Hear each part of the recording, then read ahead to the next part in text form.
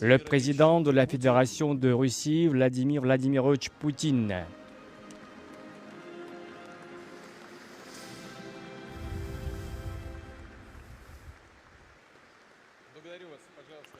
Je vous remercie.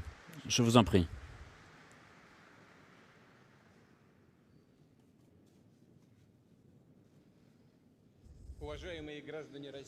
Chers citoyens de la Russie, chers citoyens des républiques populaires de Donetsk et Lugansk, chers habitants des régions de Zaporozhye et Kherson, députés de la Douma, sénateurs de la Fédération de Russie. Vous savez que les républiques populaires de Donetsk et de Lugansk, les régions de Zaporozhye et Kherson, ont connu un référendum. Les résultats de ce référendum ont été publiés. Les résultats, vous les connaissez. Les gens ont fait leur choix. C'est un choix parfaitement clair. Aujourd'hui, nous signons les accords d'intégration de ces entités régionales, c'est-à-dire les républiques populaires de Donetsk et Lugansk et les régions de Zaporozhye et Kherson dans la Fédération de Russie. Je suis convaincu que l'Assemblée générale validera cette décision de l'intégration de ces 4 régions, ces 4 nouvelles entités au sein de la Fédération de Russie, parce que c'est le vœu exprimé par des millions de personnes.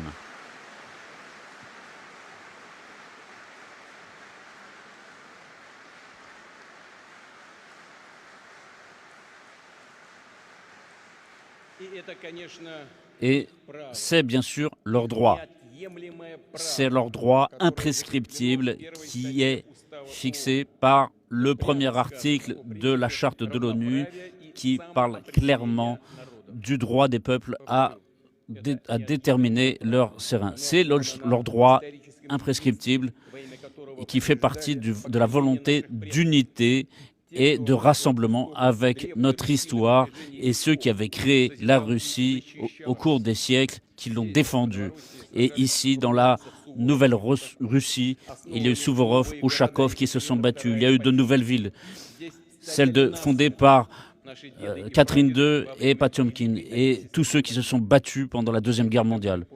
Nous nous garderons toujours à l'esprit le nom de ceux qui se sont battus et qui, notamment en 2014, qui ont lutté contre le coup d'État sanglant de Kiev, ceux qui ont voulu préserver leur culture, leur langue, leur tradition, leur foi et le droit de vivre.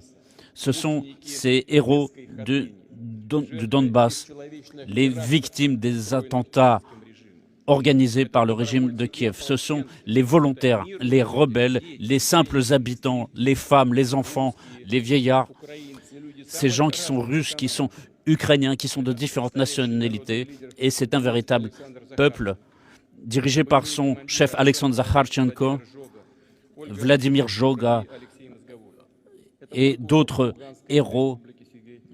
Ce sont tous ces gens qui ont défendu cette terre. Magomed Nargomedov qui par exemple a défendu, et tous ces gens qui sont morts en défendant, en menant leur mission au cours de l'opération militaire spéciale. Ce sont des héros. Ce sont des héros de la Grande Russie et par une minute de silence, je vous prie de saluer leur mémoire.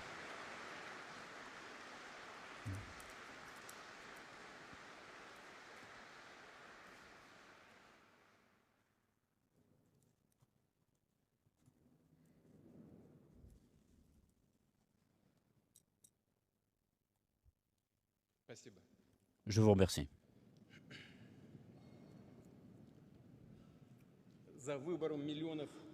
Ce choix de plusieurs millions d'habitants des républiques populaires de Donetsk et de Lugansk, des régions de Zaporozhye et Kherson, se rattache à ce choix, à cette volonté d'histoire, de défendre l'histoire. Et malgré toutes les épreuves, ce sont des millions de personnes qui ont résisté pour manifester leur attachement à la Russie. Et personne ne peut nous détruire.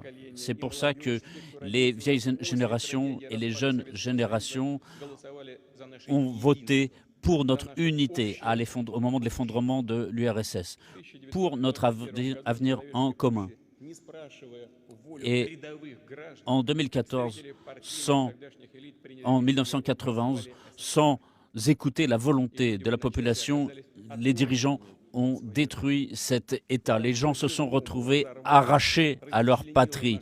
Ce démembrement de notre unité nationale est devenu une catastrophe nationale, comme après la Révolution, des couloirs avaient découpé le territoire de l'Union soviétique.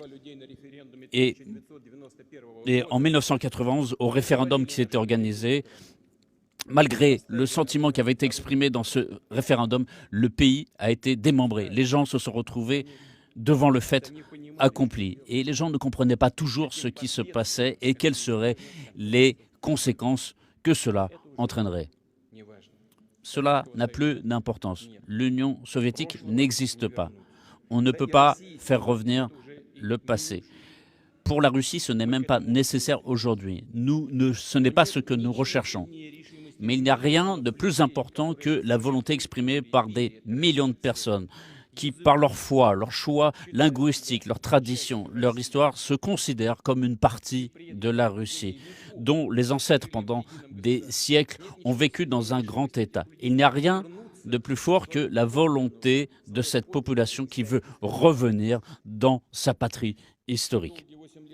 Pendant 8 longues années, cette population a fait l'objet de tirs, de bombardements à Zaporozhye et Kherson. Il y a eu le développement de cette haine anti-Russie. Et aujourd'hui, en raison du référendum, le régime de Kiev a menacé de se venger sur cette population, sur ces enfants, ces femmes, ces vieillards, sur ces millions de personnes qui ont exprimé leur volonté. Mais le peuple du Donbass, de Zaporozhye et de Kherson ne s'est pas abaissé. Il a tenu et exprimé son pouvoir, son choix. Il faut que tous se souviennent que ceux qui vivent dans ces régions et dans ces républiques vont devenir des citoyens de la Russie, pour toujours.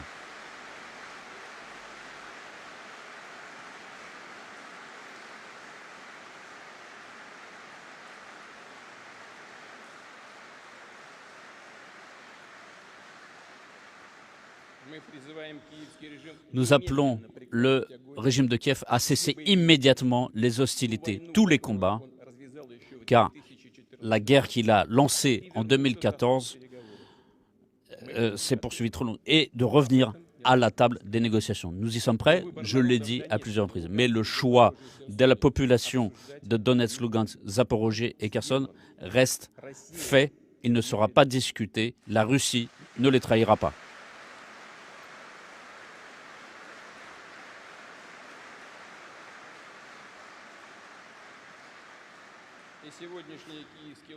Et les autorités de Kiev aujourd'hui doivent respecter ce choix libre de la population. Ce n'est qu'ainsi que peut se faire le chemin vers la paix. Nous défendrons notre terre à l'aide de tous les moyens dont nous disposons et nous ferons tout ce qu'il faut pour assurer la sécurité de nos citoyens. C'est la mission libératrice de notre peuple.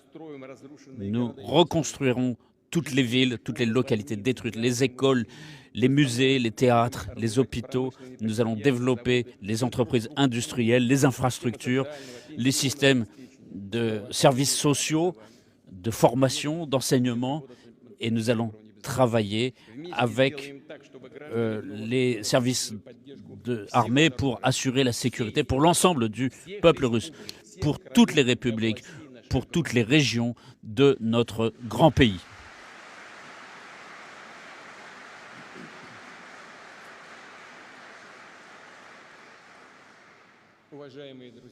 Chers amis, chers collègues, aujourd'hui, je voudrais m'adresser aux soldats, aux officiers qui participent à l'opération militaire spéciale, aux combattants du Donbass et de Nouvelle-Russie, à tous ceux qui, après la déclaration de mobilisation, remplissent leur devoir patriotique. Ceux qui, eux-mêmes, se sont présentés dans les bureaux militaires pour s'engager. Je m'adresse à leurs parents, à leurs épouses. Je leur dis pourquoi on se bat aujourd'hui. Quel ennemi avons-nous en face de nous? qui jette le monde dans de nouvelles crises, de nouveaux conflits sanglants. Nos compatriotes, nos frères, nos sœurs en Ukraine, partie importante de notre patrie, ont vu de leurs propres yeux que les cercles dirigeants des pays occidentaux préparaient au monde. Ils ont simplement jeté leurs masques, ils ont montré leur véritable visage. Après l'effondrement de l'Union soviétique, les Occidentaux nous ont fait comprendre qu'on devait consentir à cette décision qu'ils avaient prise. Et les pays occidentaux estimaient que la Russie ne se remettrait pas de ces chocs et qu'elle continuerait à se désintégrer d'elle-même. C'est ce qui s'est presque passé. Rappelons-nous les terribles années 90, ces années de faim, de désespoir. Mais la Russie a résisté, elle a rené, et les pays occidentaux continuaient à éliminer toutes les chances qu'elle avait de se développer. Ils voulaient l'affaiblir. Ça a toujours été leur rêve. Semer la zizanie entre nos peuples, susciter leur décomposition. Et ils ne peuvent pas accepter le fait qu'il y a un grand pays, grand par son territoire, grand par ses richesses naturelles, par son peuple qui ne sait pas et qui n'a jamais su vivre dans l'asservissement. Et que ce pays ne veut pas accepter ce système néocolonial qui veut parasiter l'ensemble du monde par sa dictature du dollar. Et nous devons tirer une leçon historique contre cette hégémonie qui est un moment important pour nous tous. Et c'est pour ça que l'intérêt des pays occidentaux est de supprimer la souveraineté nationale. Et c'est d'imposer des valeurs aux pays qui sont indépendants pour supprimer leurs propres valeurs. Et tous les processus d'intégration qui se font dans le monde, avec les nouvelles monnaies, les nouveaux centres de développement, tout cela les gêne. Et ce qu'ils veulent, c'est que tous les pays renoncent à leur souveraineté au bénéfice des États-Unis. Et tous ces pays, finalement, volontairement, acceptent de devenir des vassaux des États-Unis. Il y a des intimidations, il y a des pressions, on détruit parfois des États entiers en laissant des catastrophes humanitaires, des ruines, avec des millions de personnes, de destins humains détruits, des enclaves, des protectorats, des colonies et semi-colonies. Mais cela leur est égal. Ce qu'ils veulent, c'est tirer leurs bénéfices. Je tiens à le souligner encore une fois. Dans cette volonté de maintenir leur pouvoir illimité, c'est en menant des guerres hybrides, c'est ce qu'ils font contre notre pays, la Russie. Ils ne veulent pas notre liberté, ils veulent nous voir à l'état de colonie. Ils veulent nous voir non pas une société libre, mais ils veulent voir en nous des esclaves. Et c'est leur philosophie. Et c'est pour ça qu'ils attaquent nos philosophes, qu'ils attaquent notre culture. Et c'est pour ça qu'ils essaient de l'interdire. Ce sont leurs menaces. Cette concurrence fait qu'ils ne veulent pas de la Russie. Mais nous, on en a besoin de la Russie.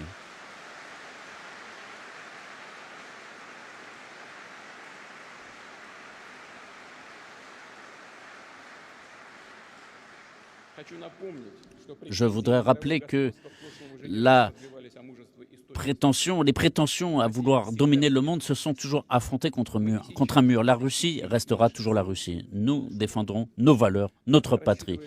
Les pays occidentaux comptent sur leur impunité pour pouvoir faire... Ils n'ont jamais été accusés de rien du tout. Et les accords de désarmement finissent à la poubelle. Les rappels que nous faisons sur le plan historique sont considérés par eux comme des fables. Nos anciens dirigeants ont été honteusement trompés, notamment en matière de défense antimissiles et de limitation des armements à courte et moyenne portée. Tous ces accords ont été détruits par les pays occidentaux. Nous entendons de tous côtés que l'Occident défend un ordre mondial sur des règles. D'où viennent ces règles? Qui les a vues, ces fameuses règles? Qui les a validées? C'est du délire total. C'est de la tromperie, ce sont des doubles standards, voire des triples standards. Pour qui disent tout ça? Disent-ils tout ça? La Russie est un pays de civilisation qui ne vit pas sous de fausses règles. Elle ne vivra pas ainsi.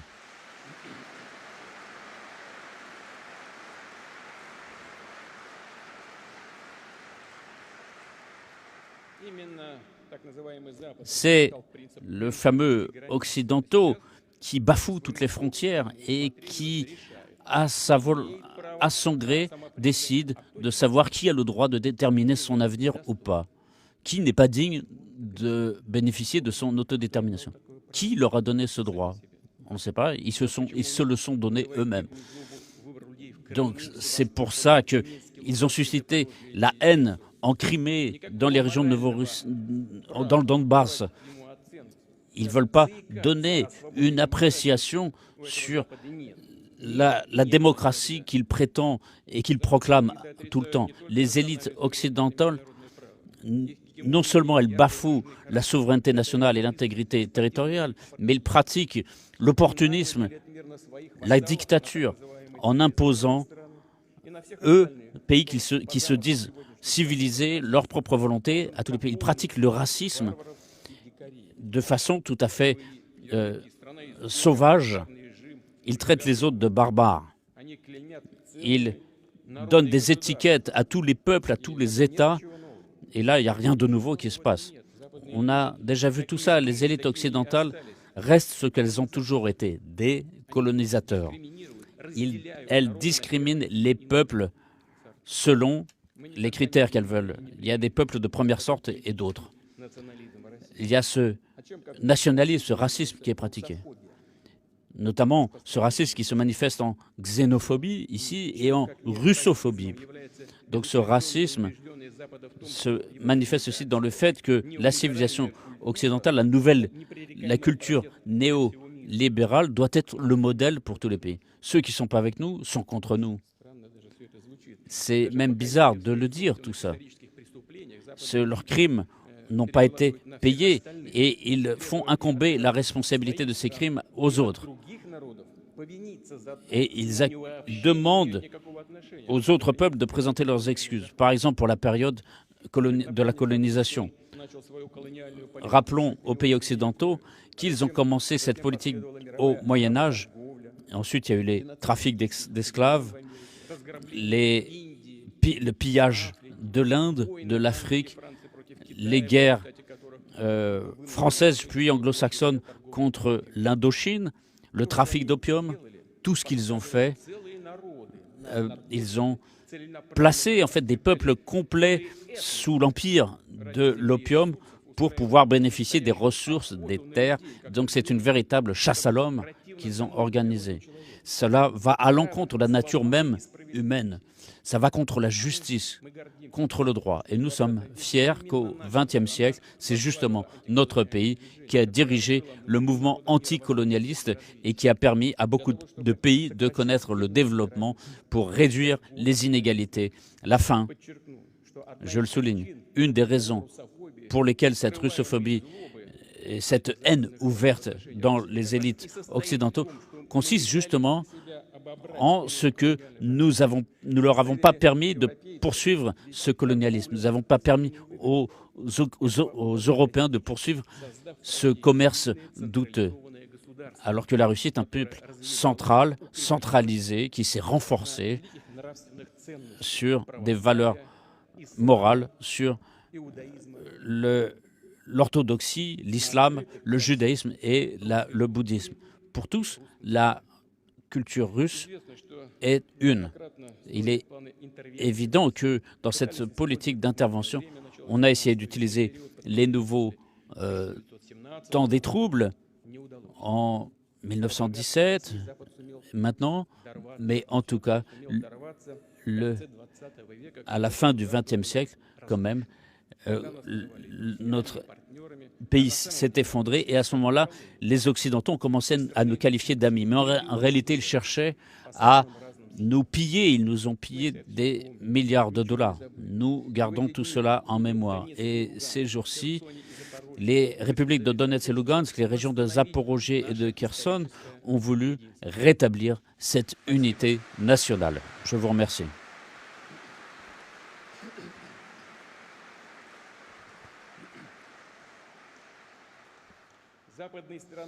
Les pays occidentaux ne cessent de répéter qu'ils apportent la démocratie à d'autres peuples. C'est exactement le contraire qui se passe. Au lieu de la démocratie, c'est l'exploitation. Au lieu de la liberté, c'est l'asservissement. Au lieu d'un monde unipolaire qui est non démocratique, qui est hypocrite, les États-Unis, c'est le seul pays qui a utilisé 2 fois l'arme nucléaire en détruisant les villes d'Hiroshima et Nagasaki. Je rappelle encore que les États-Unis, avec les Anglais, ont transformé en ruine, sans nécessité militaire, Dresde, Hambourg, Köln et beaucoup d'autres villes allemandes. Et cela a été fait de façon ostentatoire, sans aucune, je le souligne, nécessité militaire, comme dans le cas des bombardements atomiques des 2 villes du Japon. C'était pour nous effrayer, nous, notre pays, mais aussi le reste du monde. Cela demeure une trace indélébile dans la mémoire des peuples coréens et japonais, au Vietnam, avec les bombardements napalm, l'Allemagne, la République, mais aussi d'autres pays, la République de Corée, mais d'autres pays. Alors, quand il nous parle d'alliés, c'est intéressant de savoir ce que signifie ce sens d'alliés. On le sait très bien, c'est que les pays alliés des États-Unis aujourd'hui sont suivis, sont surveillés, ils font l'objet d'écoute, pas seulement au niveau de leur travail, mais aussi de leur vie privée. C'est une honte. C'est une honte pour ceux qui le font et pour ceux qui, tels des esclaves, avalent doucement cette honte. Et cette attitude méprisante envers leurs vassaux fait qu'ils se sont permis de développer des armes biochimiques dans différents pays, y compris en Ukraine. Et cette politique destructive, cette politique de guerre, de pillage, fait qu'aujourd'hui, il y a des flux d'immigrés qui déferlent sur l'Europe, qui essayent de trouver une vie. Et maintenant, justement, on transporte du blé en Europe. On nous dit que c'est pour aider les pays les plus pauvres du monde. Mais en réalité, ça va où tout ça? Tout ça va justement dans les pays européens. 5% seulement est allé dans les pays les plus pauvres. Encore une fois, une moquerie, une tromperie ouverte. L'élite américaine utilise la tragédie de ces gens pour affaiblir leurs concurrents. En infraction à la souveraineté nationale. Ça concerne aussi l'Europe, la France, l'Italie, l'Espagne, à l'histoire si riche. Il y a toujours de nouvelles sanctions contre la Russie, des décisions contre la Russie, des restrictions, et l'Europe y consent de façon servile. Et cela permet aux Américains de procéder à une désindustrialisation de l'Europe, puisqu'ils transforment le marché européen en ruine. Et les élites européennes comprennent bien tout ça, mais elles préfèrent desservir des intérêts différents, mais c'est une trahison directe, ce n'est pas seulement de l'asservissement. Mais les anglo-saxons n'ont pas utilisé que les sanctions, maintenant ils passent aux actes de sabotage, notamment le sabotage sur les gazoducs de Nord Stream 1 et 2 qui passent dans la mer Baltique. Ils sont passés à la destruction méthodique des infrastructures énergétiques en Europe. À qui profite le crime? Eh bien, on le voit. La dictature des États-Unis s'impose sur le principe du droit le plus fort. C'est fait parfois de façon jolie, de façon embellie, mais parfois c'est fait directement. C'est la loi du plus fort. De là, le déploiement de bases militaires partout dans le monde, l'extension de l'OTAN, la tentative de créer de nouvelles alliances militaires comme l'AUKUS et d'autres, le travail permanent d'imposition d'une politique particulière, et tous les pays qui cherchent à avoir leur propre souveraineté stratégique en matière militaire sont automatiquement considérés comme des ennemis. Et c'est sur ces principes que se construit la doctrine militaire des États-Unis et de l'OTAN qui demande une domination, qui veut une domination totale. Et les élites occidentaux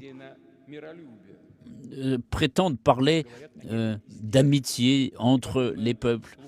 Mais en réalité, cette ruse fait que on passe d'une stratégie à l'autre, mais cela finalement ne signifie qu'une seule chose, c'est que tout centre de développement souverain sera détruit. On a déjà parlé de la dissuasion à l'égard de la Russie, de la Chine et d'autres pays d'Amérique latine, d'Asie, d'Afrique, et même des partenaires actuels, des alliés des États-Unis, mais nous savons très bien que s'ils font quelque chose qui ne plaira pas aux États-Unis, ils seront l'objet de sanctions, de restrictions. C'est la pratique, et c'est une pratique qui va continuer à se répandre. Ils ont en ligne de mire tous ceux qui nous sont proches, par exemple les pays de la CEI. Donc ils prennent leur désir pour des réalités, et il y a ce politiquement correct des sanctions contre la Russie qui se fait. Ils veulent construire l'ensemble du monde autour de ça. Mais les principes heureux qui sont visés sont loin d'être atteints. Et donc, il y a d'autres formes de relations internationales qui sont imposées ici. Mais certains pays choisissent la bonne voie en choisissant la coopération avec la Russie, et certains dirigeants occidentaux ne s'y attendaient pas. Ils espéraient que tout serait mis selon les standards habituels d'intimidation, de peur et d'asservissement. Ils pensaient que ça marcherait tout le temps, comme s'ils étaient coincés dans le passé. Et ce sans-gêne se manifeste aussi dans cette volonté d'exclusivité qui suscite chez moi seulement l'étonnement. Mais cette soif d'information en Occident a été inondée, satisfaite par des fausses informations, une propagande éhontée.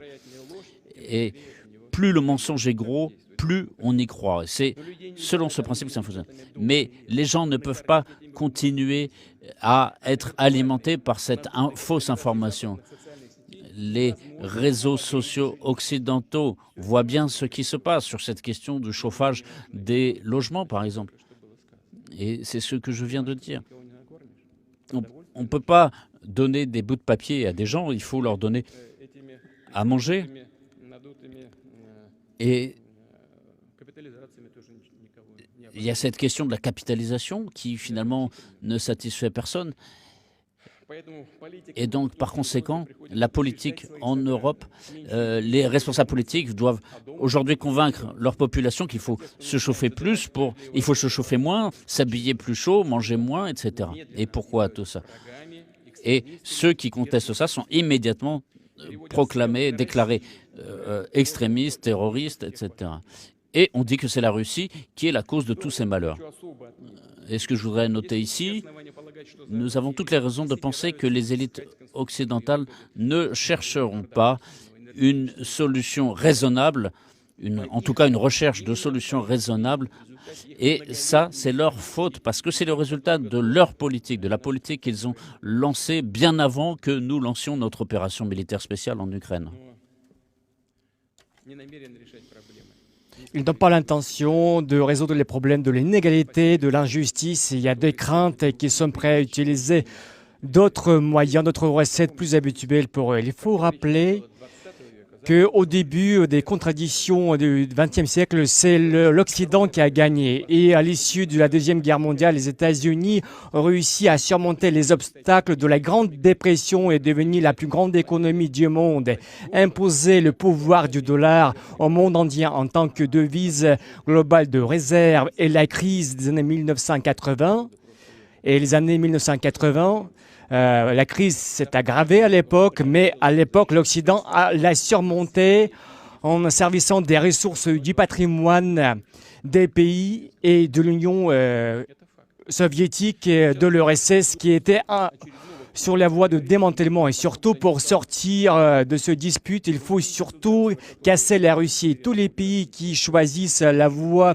de développement souverain, il faut payer encore plus. Et grâce à ces ressources, fermer leurs trous, leurs lacunes. Et si ça n'arrive pas, ils vont essayer de faire venir le système jusqu'à l'état de collapse.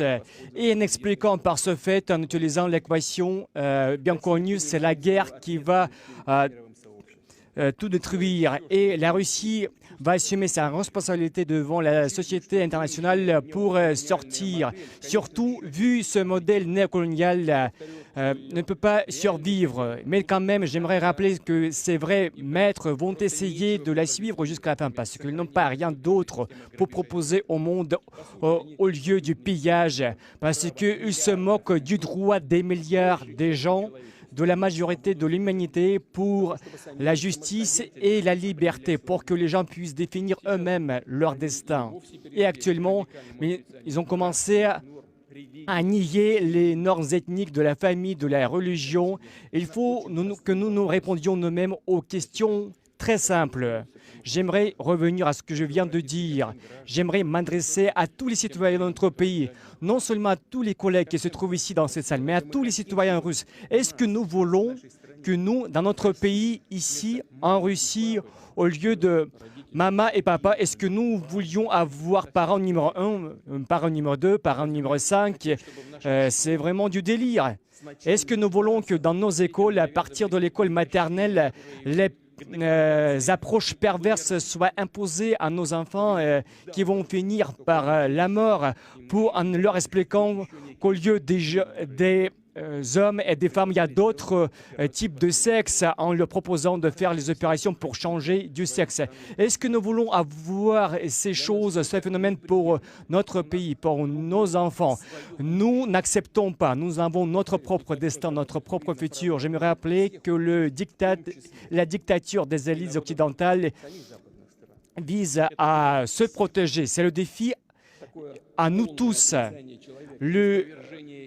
L'abnégation complète des valeurs traditionnelles, la suppression des libertés religieuses, parce que ça devient vraiment du pur satanisme, parce que déjà à l'époque, Jésus-Christ a dit aux faux prophètes que s'il s'agit des fruits amers, vous allez assumer les conséquences. Et déjà, beaucoup de gens commencent à le comprendre, et aussi à l'Occident, parce que nous voyons la transformation révolutionnaire du monde entier qui ont le caractère fondamental. Nous voyons l'apparition de nouveaux centres de développement qui représentent la majorité, je tiens à souligner, la majorité de la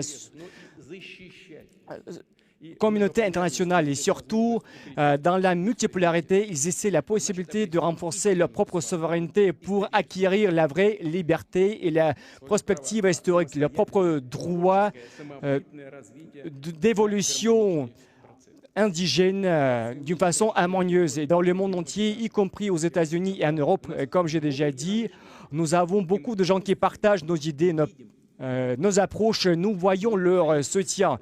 Il y a beaucoup de gens de différents pays, de différentes communautés. Ils développent déjà le mouvement anticolonial contre l'hégémonie unipolaire. Et ces entités commencent à se renforcer. Et c'est cette force qui va définir le futur de la réalité géopolitique. Chers amis, aujourd'hui, nous nous battons pour une voie juste et libre pour nous tous tout d'abord, pour la Russie, pour que le despotisme et la dictature restent par le passé. Je suis convaincu que les pays et les ethnies et les peuples comprennent que la politique se base sur l'exclusivité de quelqu'un, surtout en imposant sa volonté aux autres, ce qui représente une voie criminelle. Nous devons tourner cette page honteuse et surtout, il faut que ce mal qui a été initié par l'hégémonie de l'Occident s'arrête. Et j'aimerais répéter, on ne va pas revenir à ce qui existait par le passé. Et la guerre qui nous a appelés et l'histoire et surtout ce champ de bataille représente la bataille pour notre grande Russie historique, pour notre grande Russie.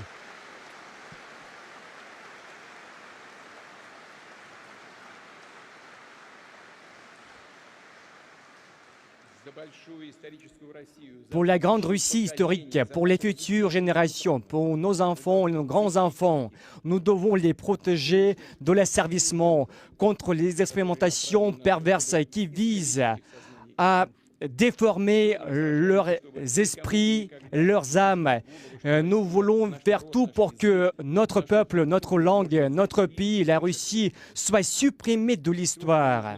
Aujourd'hui, nous devons nous consolider, nous tous, en tant que société. Et à la base de cette unité, c'est seulement la souveraineté, la liberté, la prospérité, la justice qui doivent régner. Parce que c'est vraiment la compassion, ce que nos gens apprécient. J'aimerais finaliser ma conclusion par les paroles de M. Ilyine, grand patriote. Et si je me considère et en tant que mon patrie natale, la Russie, cela veut dire que j'aime en parlant russe, je chante en russe, je parle russe et je crois les forces spirituelles du peuple russe. Son esprit, c'est le mien, son destin, c'est le mien. Ses souffrances, c'est mon malheur et sa prospérité, c'est ma joie. Et derrière ces paroles, c'est un grand choix spirituel qui, depuis millénaires de la souveraineté russe, a été suivi par nos prédécesseurs. Et actuellement, c'est nous qui faisons ce choix. Il a été fait par les citoyens des républiques populaires de Donetsk et de Lugansk, par les citoyens des régions de Kherson et de Zaporizhzhia. Ils ont fait le choix de rester avec leur peuple, avec la patrie et vivre son destin, remporter la victoire ensemble parce que c'est nous qui avons raison, parce que c'est nous qui allons protéger la Russie.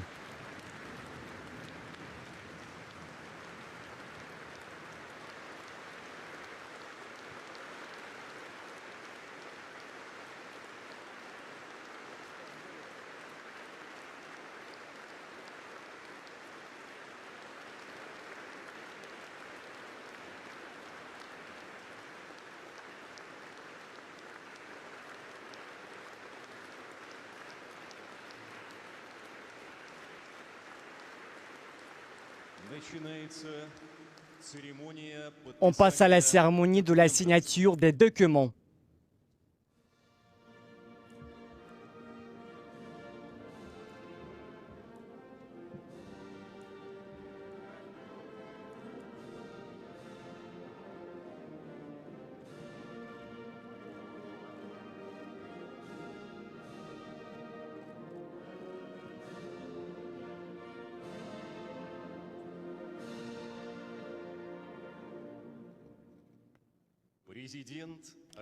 Le président de la Fédération de Russie, son Excellence Vladimir Vladimirovitch Poutine, le chef de la République populaire de Donetsk, Denis Vladimirovitch Poucheline,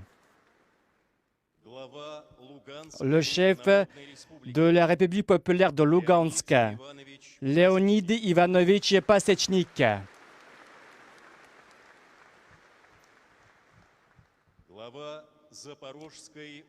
le chef de la région de Zaporozhye, Evgeny Vitalievitch Balitsky,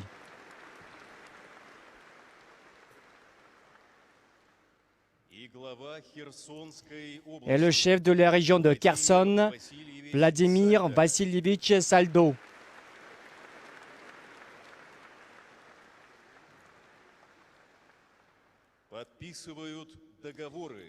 Il signe les traités entre la Fédération de Russie et la République populaire de Donetsk.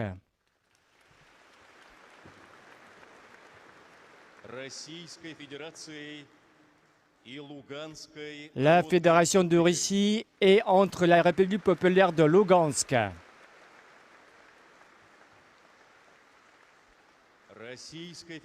Entre la Fédération de Russie et la région de Zaporogie.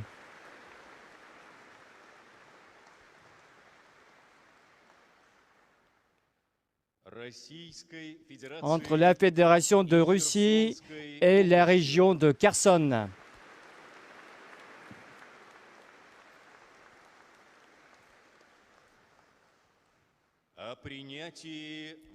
Sur l'intégration à la Fédération de Russie de la République populaire de Donetsk.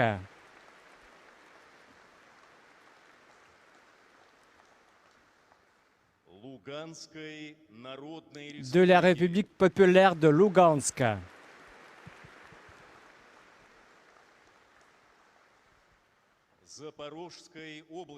De la région de Zaporogie.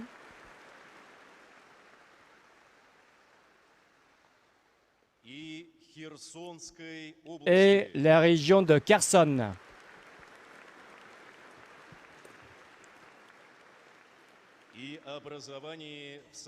Et sur la création au sein de la Fédération de Russie de nouvelles entités.